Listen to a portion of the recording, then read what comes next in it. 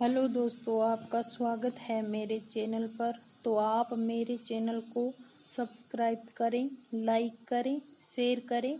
और हम लेकर आए हैं आज आपके लिए हिंदी डिक्टेशन 90 शब्द प्रति मिनट के हिसाब से। तो हिंदी डिक्टेशन शुरू करते हैं। हिंदी डिक्टेशन शुरू होगी 5 सेकंड बाद।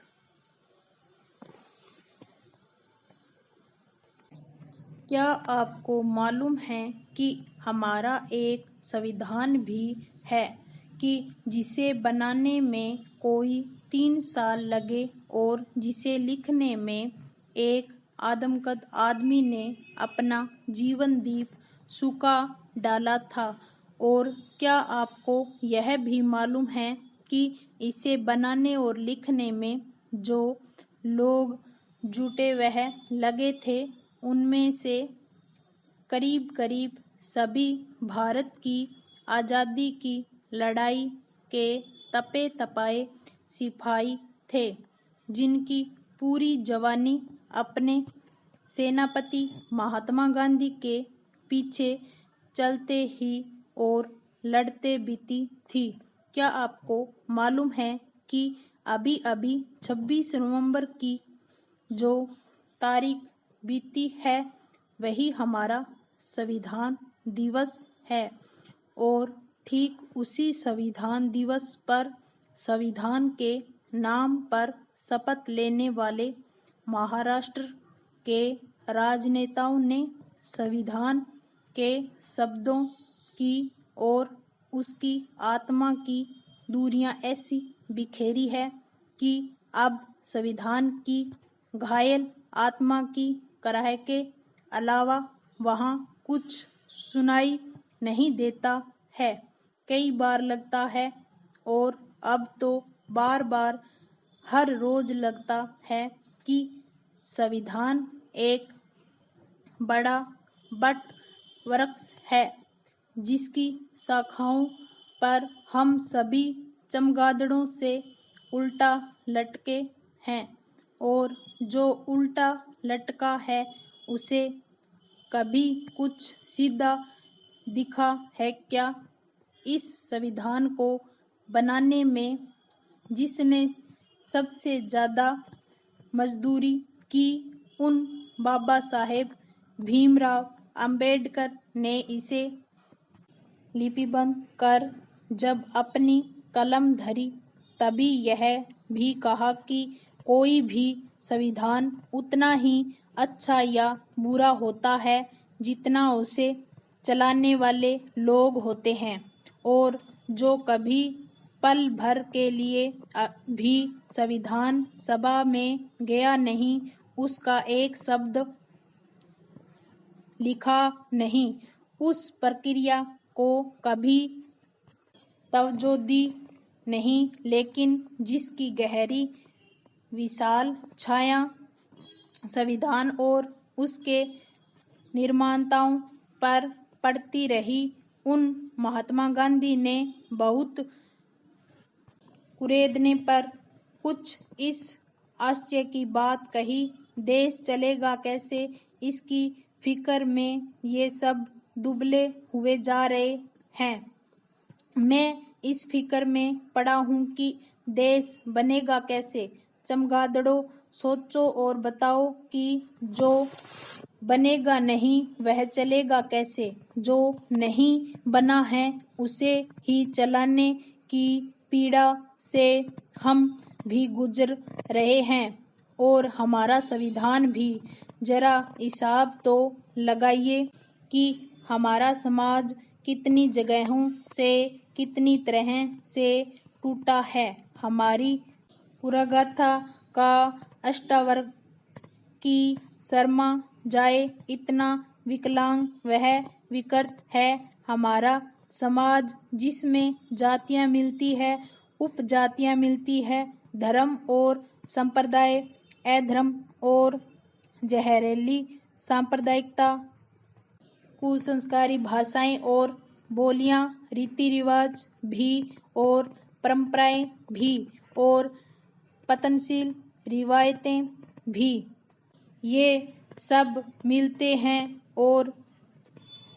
मिलते हैं इन सबके चिपके हुए उन्मत्त हम लोग, लेकिन जो नहीं मिलता है वह है एक पूरा खालिस हिंदुस्तानी। जबकि हमारा संविधान जैसे ही बोलना शुरू करता है, एकदम पहला वाक्य ही बोलता है कि हम भारत के लोग अपने लिए यह संविधान बनाकर अपने ऊपर लागू करते हैं। हम भारत के लोग जो संविधान इससे छोटी किसी पहचान को मानता ही नहीं है, हम बोने लोगों ने उसे कितनी जंजीरों में बांध रखा है। इंसान को संविधान किसी को भी बांध देना विकास की बोनसाई बनाने की प्रक्रिया है। बोनसाई जो प्राकृतिक नहीं है, बोनसाई जो फुलवारियों में नहीं, हमारी ड्राइंग रूमों में मिलता है। इसलिए संविधान भी हमें समाज में नहीं, शपथ ग्रहण समारोह में मिलता है। कभी यह बोध जगाता है हम में कि जब हम सड़क के गलत किनारे अपनी साइकिल खड़ी करते हैं, जब हम सड़कों को अपनी कारों की पार्किंग की तरह इस्तेमाल करते हैं, जब हम सड़क पर पैदल चलते इंसानों को अपनी गाड़ी से हिकारत की नज़र से देखते हैं और उनके लिए अपनी गाड़ी किनारे नहीं कर लेते हैं, जब हम सड़क पर थूकते हैं या पान की पिचकारी छोड़ते निकल जाते हैं, और जब हम किसी भी कारण से किसी भी आदमी या प्राणी पर हाथ या हथियार छोड़ते हैं, तब हम संविधान के मुँह पर कालिक पोत रहे होते हैं। अरे चमगादड़ों, संविधान रोज रोज लोकतंत्र के जीने की कला सिखाने का शास्त्र है, पूजने का और महफिलों में माथे से लगाने का ग्रंथ नहीं। टिकट की लंबी कतार के आखिरी सिरे पर खड़ा था वह अखबार में आंखें गड़ाए कदम दर कदम अपनी बारी आने के इंतजार में बढ़ रहा था।